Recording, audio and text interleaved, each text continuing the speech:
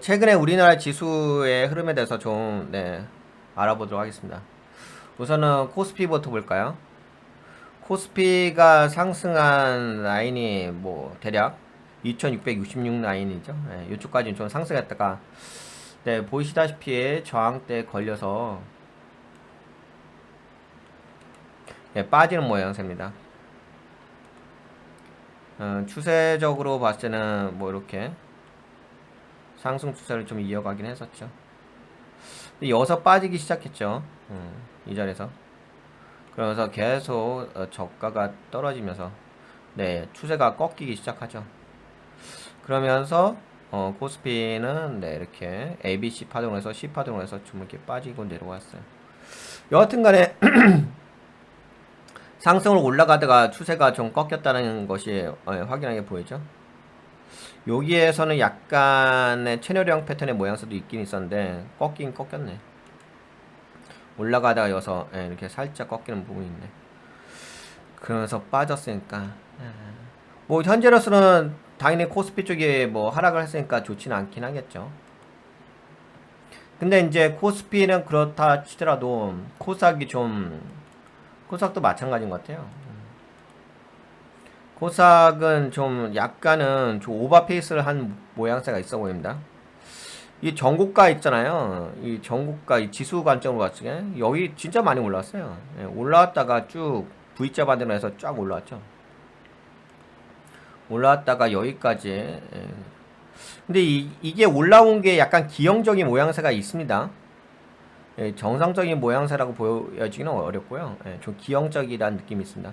뭔가 특정 종목의 쏠림 현상, 뭐 예를 들어서 뭐 에코프로라든지 그런 쏠림 현상의 모양새로 좀 올라온 부분이 있어서 2차 전지 쪽으로 쭉 올라온 모양새가 있어서 뭔가 좀 이상하긴 하죠.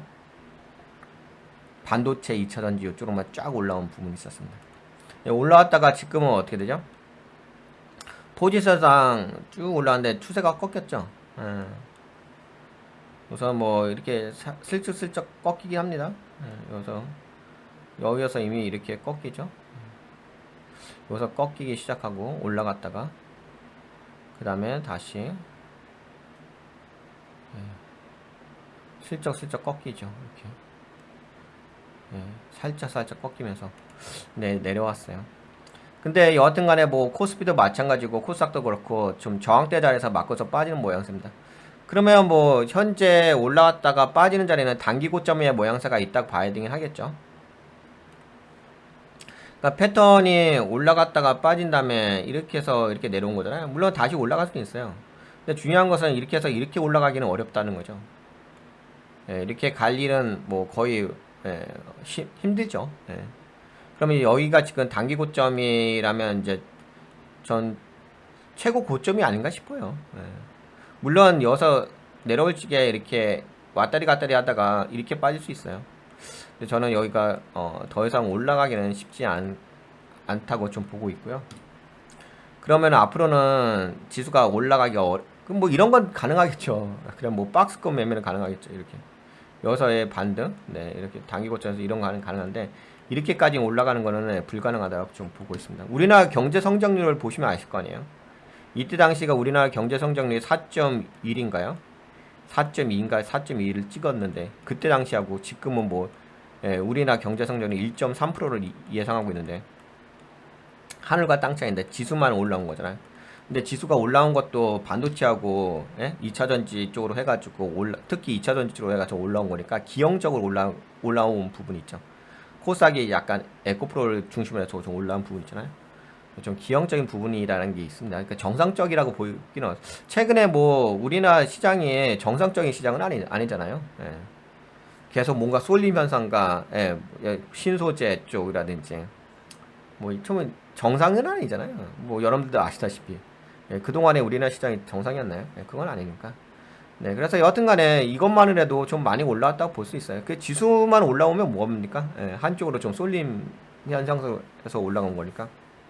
그렇다면은 그동안 코스닥의 그 지수를 견인을 했던 만약에 2차전지 쪽에 올라가려고 한다고 한다면 더 이렇게 올라가야 되겠죠. 그렇죠? 이런 식으로 올라가야 되죠. 근데 저는 이렇게 올라가는 것은 좀 어렵다고 좀 보고 있습니다. 예, 그럼 좀 말이 안 된다고 보고 있어요. 경제 성장률 자체도 말이 안 되는데, 예, 여기는 4.1% 찍었을 때하고 여기는 지금 1.3%인데 이게 말이 됩니까? 그러니까는 특정 섹터로만 올라온 것 뿐인 거죠. 그러니까 비정상적이죠, 지금은 주식시장은. 그러니까 우리가 지금 시장에 비정상적이라는 것을 좀 인지를 하실 필요가 있습니다. 그래야지만 이제 무엇이 문제였는지를 우리가 알 수가 있으니까. 어, 그래서 저는 더 이상은 올라가지 않는다고 봐요. 더 이상은 이렇게 올라가지 않는다고 봅니다. 저는 그냥 여기서 박스권에서 왔다리 갔다리 하는 정도? 예, 그 정도라고 봅니다. 그러면은 왜 그렇게 보느냐? 이건 2차 전지로 올라온 거잖아요. 예, 근데 2차 전지가 이게 박스권은 왔다리 갔다리밖에 안 된다는 거니까 그러면 다른 쪽 섹터가 움직인다고 볼 수가 있긴 하겠죠. 네, 그렇다고 한다면은 뭐 여러분들도 아시다시피 뭐 9월 위기설도 있고 하여튼 위기설은 계속 돌고 있죠. 예, 여러 가지 또 글로벌 경제 문제도 있는 거고 경기 침체 이야기 계속 나오고 금리 인상 이야기도 있고 뭐 예, 뭐 글로벌 경제가 좋지 않은 건 아시잖아요. 예, 그건 아시는 거니까 뭐 제가 굳이 그것까지 다 일일이 설명할 필요가 없을 것 같고 그러면 당연히 이렇게까지 올라온 것 자체도 기형적인 수준에서 올라왔으면 당연히 앞으로 문제가 발생할 가능성이 있다고 봐야 되겠죠. 하지만 그 문제가 어떤 식으로 발생할 것인지에 대한 고민은 필요할 것 같긴 합니다. 근데 이번 시간에는 제가 지금 이야기하고자 하는 포인트는 그 지수의 흐름에 대해서 좀 체크해 보려고 했었어요. 지수의 현재 그 포지션을 우리가 체크를 해야지만 그 다음에 흐름을 우리가 알 수가 있는 거 아니겠습니까? 근데 너무 겁먹을 필요는 없어요. 제가 뭐 이렇게 얘기하는 것이 뭐 9월 위기설, 뭐 연말 위기설, 그걸 이야기하려기보다는 현재 포지션의 위치를 정확하게 우리가 인지하실 필요가 있다는 거죠. 오히려 그런 얘기 있었잖아요. 한국은행자인가요? 그분이 얘기한 게 뭐 상저하고라고 얘기했잖아요. 상반기는 경제가 안 좋고 하반기는 좋다고 얘기했는데 제가 보기에는 반대인 것 같은데요. 오히려 지수 관점으로 봤을 때는 상반기에는 좋았고 하반기에는 안 좋아질 가능성이 있다 이렇게 보는 게 맞을 것 같아요. 뭐 다른 연구소에서도 이야기하잖아요. 다른 연구에서도 하여튼 뭐 그 경제에 대해서는 얘기하지 않을게요. 뭐 여러분들 다 아시니까. 뭐 얘기하면 또 말을 꼬리를 이어가는 거니까 시간 낭비니까. 여튼간에 그래서 저는 뭐 성장적 쪽은 좀 조심하실 필요가 있다. 다만 이제 뭐 최근에 그 한미 반도체가 좀 계속 올라가고 있는데 그거에 뭐 특정 종목에 또 국한돼서 또 올라가는 거잖아요. 지금 올라가는 거 보게 되면 그쪽으로 돈이 쏠림이 있잖아요. 이거 봐보세요. 이거 보시게 되면은 거래량을 보시면 아실 겁니다. 거래량이 여기서 증가해 버리죠. 여기까지 증가를 해줬어요. 요 자리까지. 그러면서 거래량이 어떻게죠? 빠져버리죠. 거래량의 추세가 이렇게 빠집니다. 전체적으로 봤을 때는 이렇게 빠진다고 봐야죠. 그나마 뭐 최근에 여기서 좀 올라오긴 했는데 여기서 올라왔다가 다시 한번 내려 꽂았죠. 그래서 약간 기술적 반등은 좀 있을 것 같긴 합니다만 전반적인 시장의 그 돈의 흐름으로 본다면 올라갔다가 빠지는 모양새가 확연히 보이긴 하죠.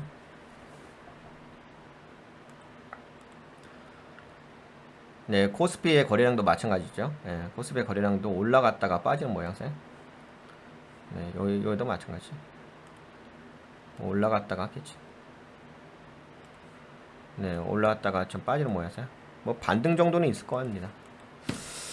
그렇게 보고 그러면 거기에 맞게끔 뭐 투자 전략을 가져가셔야 돼. 근데 이제 여기서 투자 전략을 가져가시는 게 단순하게 뭐 지수가 올라간다 떨어진다 이런 관점으로 보시는 영역은 아니에요.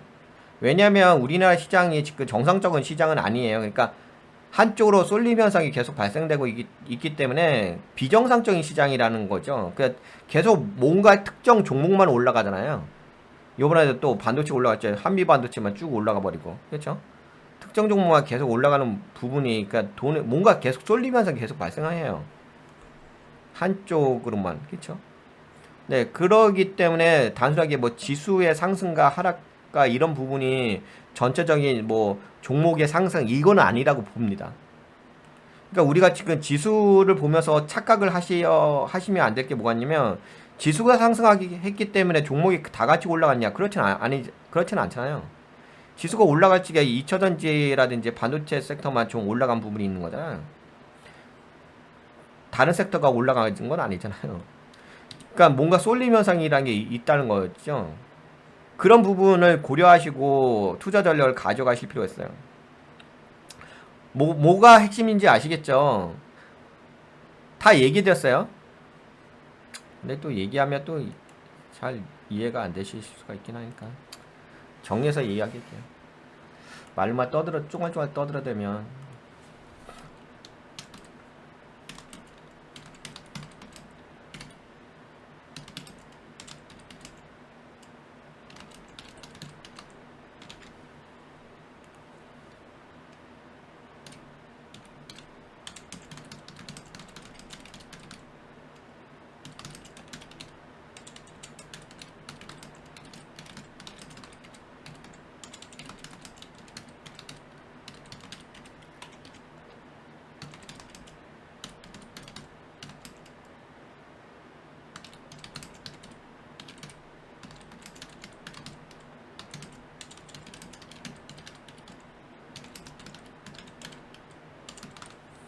그렇죠. 지수 상승은 쏠림 현상이잖아요.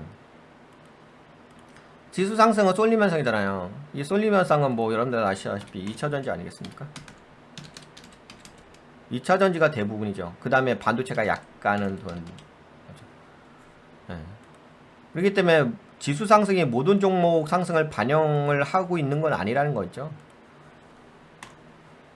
그러면 지수 상승과 지수 하락이라는 부분이 전체를 반영하지 않아요. 보통은 지수라는 것은 종목 흐름에 모든 종목 흐름에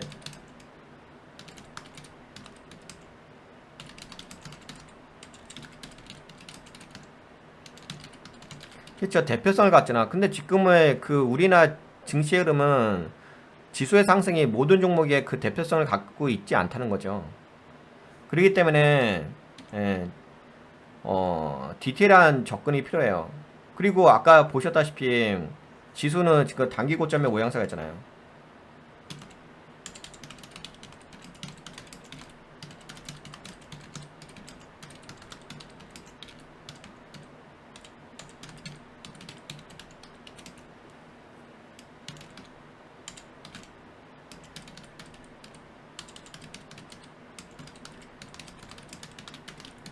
저는 지금 상승은 어려울 듯 싶어요. 왜냐면 전고점이 다르잖아요.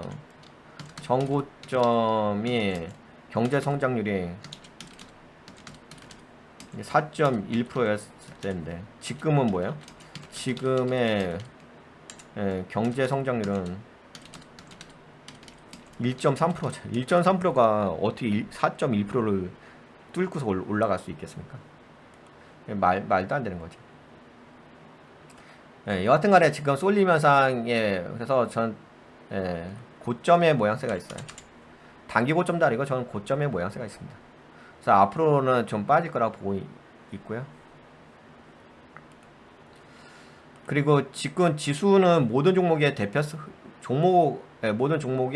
모든 종목 흐름의 대표성을 갖고 있지는 않아요.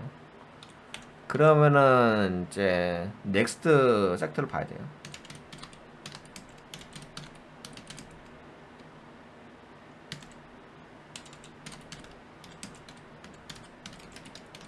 디테일하면서. 근데 그건 있긴 하겠죠. 지금의 지수는 뭘 반영하고 있냐면 이걸 반영하는 거잖아요. 2차전지하고 반도체만 반영하는 거잖아요. 그렇죠? 왜? 지금 지수가 올라간 것은 2차전지 반도체로 해서 올라온 거잖아요. 그렇죠? 근데 반도체보다는 2차전지겠죠? 근데 그렇다면 지수가 빠진다는 얘기는 결국에는 2차전지 반도체가 약세라고 갈 수밖에 없다는 거죠. 근데 저는 지금 지수를 고점의 모양새로 보고 있어요. 고점 포지션을 보고 있어요. 물론 고점이란 것이 뭐 단순하게 뭐 이렇게 올라갔다 이런 포지션을 보는 게 아닙니다. 이런 포지션을 터는 모양새 아시죠? 네, 이런 모양새로 보고 있습니다. 그렇기 때문에 넥스트 섹터를 좀 고려하실 필요는 있어요. 그래서 제가 계속 이쪽은 비중을 낮추는 것이 좋겠다라고 본 거죠.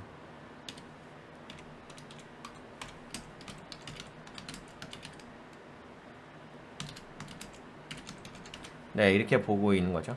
어차피 지수가 빠지는 거니까. 물론 빠지지 이렇게 빠지진 않겠죠. 올라타기 뭐 이러지 않겠죠. 뭔 말인지 아시죠?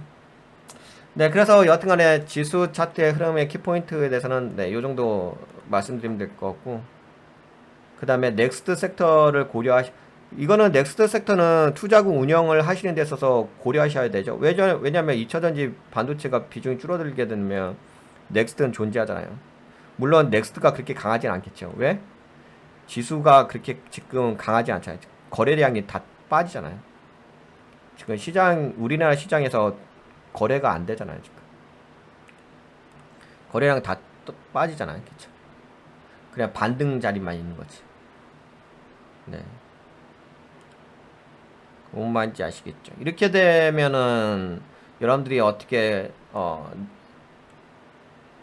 투자할 것인지가 나오긴 하겠죠? 이 정도면.